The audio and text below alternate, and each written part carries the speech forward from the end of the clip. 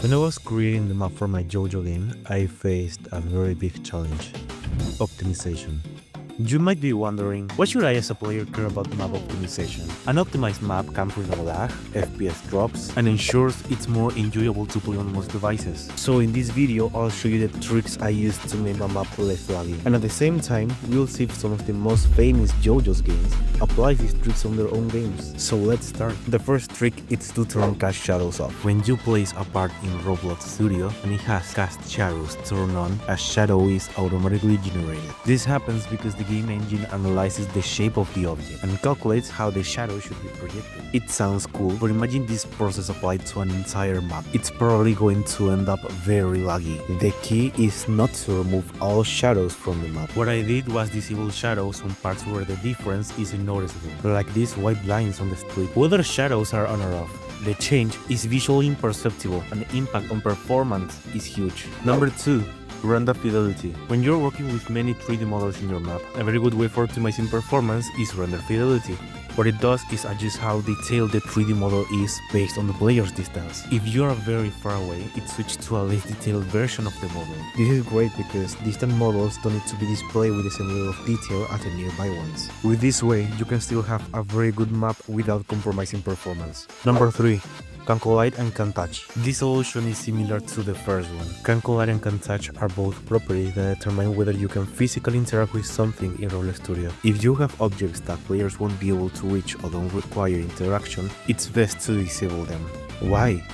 Having the engine calculate unnecessary collisions for these objects only consumes resources, without adding anything to the player's experience. For example, in my map I disable these properties on the white lines of the road, since there's no reason for them to be touchable. Another example is the leaves on the trees. It makes sense for players to be able to pass through them, and by disable can collide and can touch, the performance of the map improves a lot. Number 4.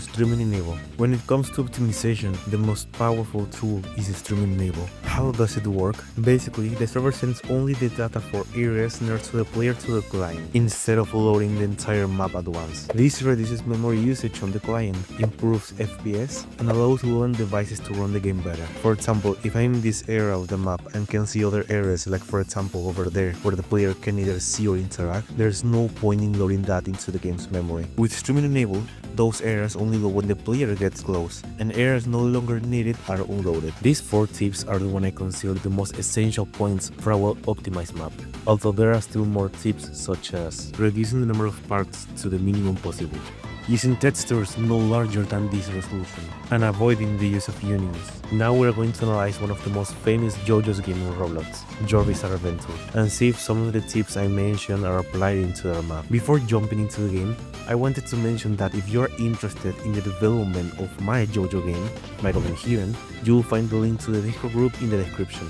Now let's take a look into Your Bizarre Adventures map. After getting past the loading screen, I started exploring the map. The first thing I noticed is that unimportant objects don't have cast shadow enabled. That's a good sign because a map of this size, filled with shadows, will be a nightmare to load. As I kept walking, I came across these bushes. A good way to optimize the map will be to disable can collide and can touch for objects like leaves or bushes. When walking over these objects, I noticed that indeed they have these properties disabled. YBA so far is on a streak right now. Options like render fidelity can be determined directly, but after searching for information about streaming enable on YBA's official Discord, it turns out that this option is not activated. This could be one of the main reasons why the game experiences lag on mobile devices. Streaming enabled can lead to some challenges when it's activated in the game, but the benefits far outweigh the difficulties. For a map like YBA, with over 30,000 parts, streaming enable will be an excellent solution. And that's it for the video. If you want to see more videos like this, don't forget to subscribe. And to stay updated on the development of my JoJo game, My Golden Heron, feel free to join to the Discord server.